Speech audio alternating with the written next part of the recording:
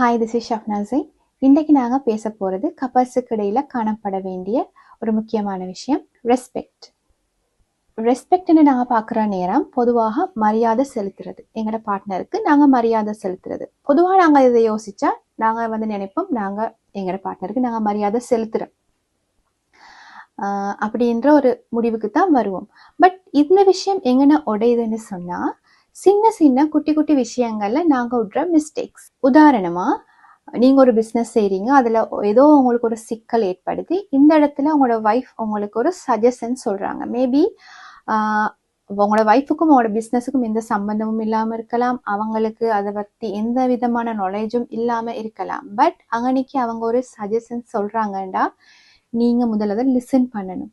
அவங்க சொல்ல வர நேரமே உனக்கு இதை பத்தி ஒன்றும் தெரியா, இதை பத்தி நீ பேசாதே, நானே பெரிய டென்ஷன் நிற்கிறேன்னு, சும்மா நீ வந்தீங்கன்னா பேசிக்கொண்டு அப்படின்னு சொல்லி எங்களோட டோன் மாறி நாங்கள் வித்தியாசமாக கமெண்ட் பண்ண வெளிக்கிட்டோம்னு சொன்னால், அங்கே வைஃப் அவங்களோட ரெஸ்பெக்டை இழக்கிறாங்க. இது வைஃப் அவங்கள்ட்ட இதை பர்சனலாவோ இதை வெளிப்படுத்தி சொல்லக்கூடிய நிலை இருக்காது. பட் அவங்களோட உள்ளத்தில் அவங்க அதை ஒரு ஹர்ட்டாக தேக்கி வச்சுக்கொள்கிற சந்தர்ப்பம் தான் அதிகமாக காணப்படும். இப்படி சின்ன சின்ன விஷயங்கள்ல நீங்கள் அவங்கள ரெஸ்பெக்ட் பண்ணாமல் இருந்தால் அது சின்ன சின்னதாக சேர்ந்து ஒரு பெரிய பூகம்பமாக உங்களோட குடும்பத்துக்குள்ள பிரச்சனையை எழுப்பக்கூடிய ஒரு விஷயமாக இருக்கும்.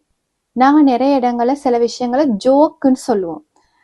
ஆனால் அந்த ஜோக்ஸ் எங்களோட பார்ட்னர்கிட்ட மரியாதையை இழக்க செய்கிறதா இருக்கக்கூடாது.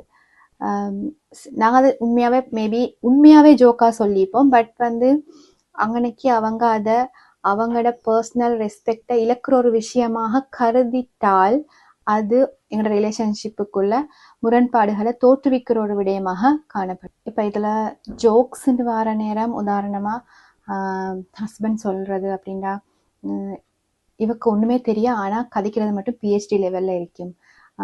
அப்படி இல்லாட்டி ஒரு ட்ரெஸ் அழகாக உடுத்துட்டு வந்தால் உனக்கு என்ன, ஒரு ஆக்ட்ரஸ்ட பேரை சொல்லி இவங்கன்னு நினைக்கிறீங்களா அப்படின்ற மாதிரி ஜோக்ஸ்.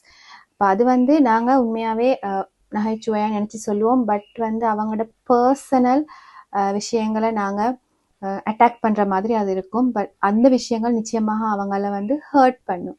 உதாரணமாக நாங்கள் ஹஸ்பண்ட் பற்றி சொல்கிற ஜோக்ஸ் யோசிக்க போனால், இவருக்கு டிசிஷன் எடுக்க போனால் 1 வருஷம் போகும், ஒழுங்கான டிசிஷனும் அப்படியும் இருக்க மாட்டார். அப்படி இல்லாட்டி எங்களோட வீட்டில் நான் ராணி மைந்தன், பட் இங்கே என் ஹஸ்பண்டுக்கு நான் ஒரு வேலைக்காரி ஆகிக்கிறேன் அப்படின்னு நாங்கள் ஜோக்காக தான் சொல்லுவோம், அதை ஒரு நகைச்சுவையை தான் சொல்லுவோம். ஆனால் அது எங்களோட ஹஸ்பண்டை ஈகோவை டச் பண்ணால், அவங்களோட பர்சனாலிட்டியை நாங்கள் கொஷனபிள் ஆக்குற மாதிரி இருந்தால் அவங்கள அதை நிச்சயமாக ஹர்ட் பண்ணும். ஆனால் அதை உடனடியாக அவங்க வெளியே காட்டிக்கொள்ள மாட்டாங்க. அது அவங்கள ஹர்ட் பண்ணி அது வேற விஷயங்கள்ல எங்களுக்கு கோபமாக வெளிப்படுற சந்தர்ப்பங்கள் அதிகமாக காணப்படும். ஸோ ரிலேஷன்ஷிப்பில் ரெஸ்பெக்ட்ன்றது மிச்சமும் முக்கியமான ஒரு விஷயமாக காணப்படுது. ஸோ ஜோக்குக்காக சரி என்னோட பார்ட்னர்ஸ்ட அந்த ரெஸ்பெக்டை இல்லாமக்காமல் நாங்கள் பார்த்துக்கணும். ஸ்பெஷலி பப்ளிக்கில் நாங்கள் எங்களோட பார்ட்னர்ஸோட பேசும்போதும் சரி, அவங்களோட டிசிஷன்ஸை பற்றி டிஸ்கஸ் பண்ணும் போதும் சரி, நாங்கள் மிச்சம் கவனமாக இருக்கணும். தேர்ட் பர்சன்ட முன்னுக்கு அந்த ரெஸ்பெக்டை இழக்குறன்றது மிச்சமும் சீரியஸான ஒரு விஷயம். மேபி எங்களுக்குள்ள நாங்கள் பார்ட்னர்ஸுக்குள்ள மேபி ரெஸ்பெக்ட் இல்லாமல் நடந்து கொள்கிற விஷயங்கள்ல வார இம்பேக்டை விட நாங்கள் பப்ளிக்கில் எங்களோட பார்ட்னர்ஸை ரெஸ்பெக்ட் இல்லாமல் நடத்தும் போது அது பெரிய இஷ்யூவை கொண்டு வரும். ஸோ இந்த விஷயத்தில் மிச்சம் கவனமாக நாங்கள் நடந்துக்கணும். ரெஸ்பெக்ட்ன்றது பேஸ். இதை நாங்கள் ஞாபகம் வச்சு எங்களோட பார்ட்னர்ஸுக்கு சரியான ரெஸ்பெக்டை கொடுத்து எங்களோட ரிலேஷன்ஷிப்பை இன்னும் அழகானதாக மாற்றிக்கொள்ள முயற்சிப்போம். Thank you so much.